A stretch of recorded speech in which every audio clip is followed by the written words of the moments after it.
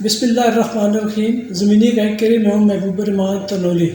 آج بات کرتے ہیں ملک کی صورتحال پر. ملک کی صورتحال بہت گمبھیر ہوتی چلی جا رہی ہے. پہلے صرف مالی مسائل کا ایشو تھا، اب آئینی مسائل بھی پیدا ہو گئے ہیں. آئینی مسائل پیدا ہوئے ہیں خاص کر جب عمران خان کی درخواست آئی ہے سپریم کورٹ میں، اور اس کے بعد جب خیبر پختونخوا اور پنجاب کے الیکشن کا معاملہ اٹھا ہے تو اس کے ساتھ ہی آئینی معاملات بھی الجھتے چلے گئے ہیں. حکومت بالکل بھی نہیں چاہتی کہ الیکشن، اور اس الیکشن کا راستہ روکنے کے لیے مختلف حربے آزمائے جا رہے ہیں. اب جب سپریم کورٹ نے کہہ دیا ہے کہ 90 دن میں الیکشن ہوں گے، جس دن سپریم کورٹ کی ہیئرنگ ہو رہی تھی صوبوں کے الیکشن کے معاملے پہ، اسی دن آپ نے دیکھا ایک تفصیلی فیصلہ آ گیا.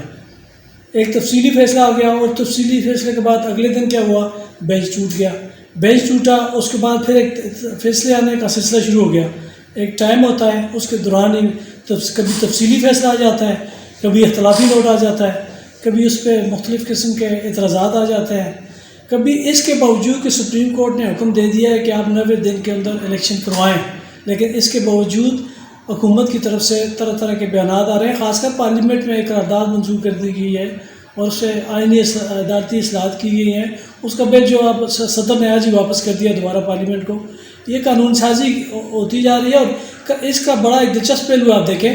یہ جس ایوان نے یہ پاس کیا ہے، یہ قرارداد عدالتی اصلاحات کے خلاف پارلیمنٹ کی جو قرارداد پاس ہوئی ہے، وہ ایوان ہے 342 ارکان کا، اور قرارداد پاس کی ہے 42. اونلی 42 بندوں نے وہ قرارداد پاس کی ہے، اور وہ کہتے ہیں کہ پارلیمنٹ یہ کہہ رہی ہے، یہ پارلیمنٹ کی بالادستی ہے. وہ پارلیمنٹ جو پہلے ہی لٹکی ہوئی ہے، جس کے آدھے سے زیادہ ارکان پی ٹی آئی کے اور دیگر باہر ہیں، وہ پہلے ہی آدھی پارلیمنٹ ہے. اس میں سے بھی 42 لوگ وہ قرارداد پاس کرتے ہیں، اور پھر کہا جاتا ہے یہ پارلیمنٹ کہہ رہی ہے، اور آئین کی نفی کی جا رہی ہے.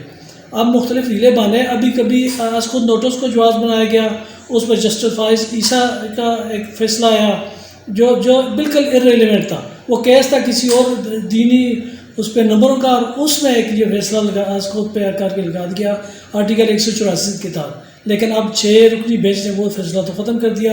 پہلے عدالتی سرکل سے وہ ختم ہوا، پھر 25 رکنی بینچ نے اسے بالکل ہی اڑا دیا، ختم کر دیا.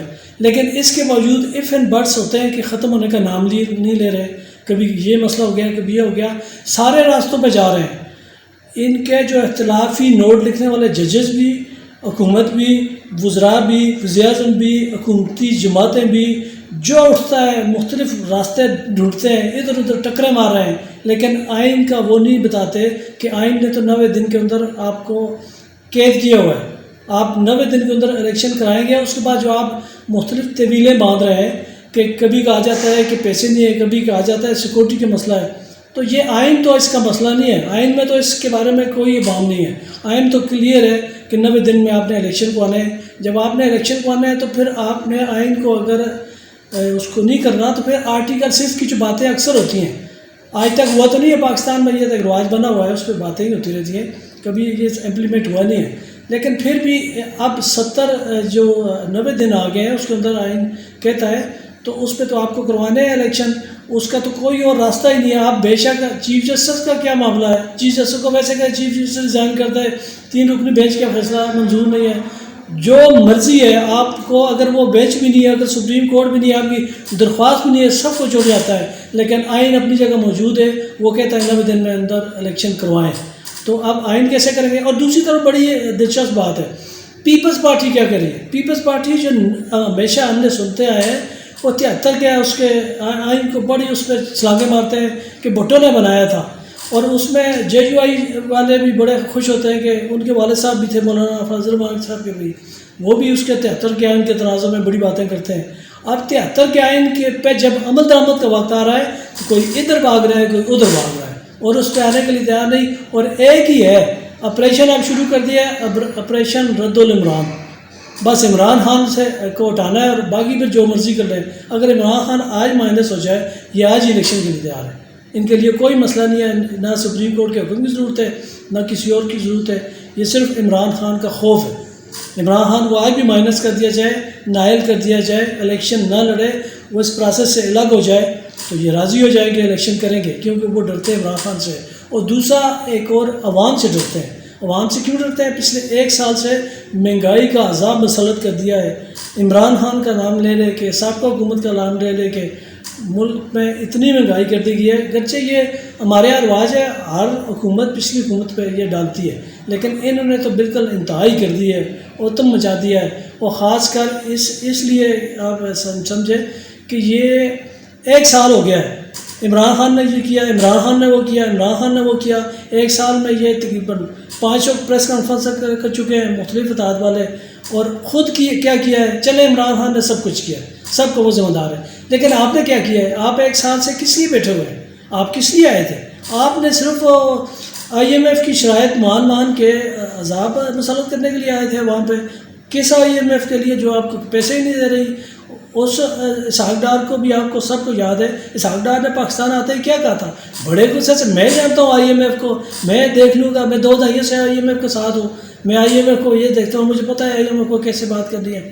اب جب IMF کے پاؤں بھی پڑ گئے، وہ نہیں مان رہے، اب پھر جب سمجھے کہ IMF کی شرائط بھی پوری کر لی، عوام پہ عذاب بھی مسلط کر دیا، جب بات نہیں بنتی پھر بند گلی میں جاتے ہیں، پھر کہتے ہیں یہ عمران نے معاہدہ کیا تھا. جب خود سے بات نہیں بنتی پھر ادھر لے جاتے ہیں.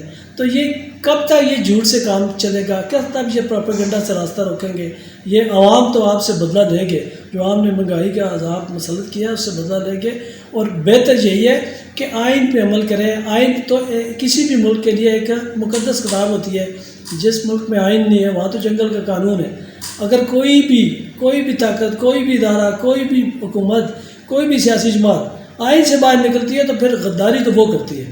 آئین سب سے پہلا ہوتا ہے، آپ کی مقدس کتاب ہے، آئین کو آپ کو فالو کرنا ہے.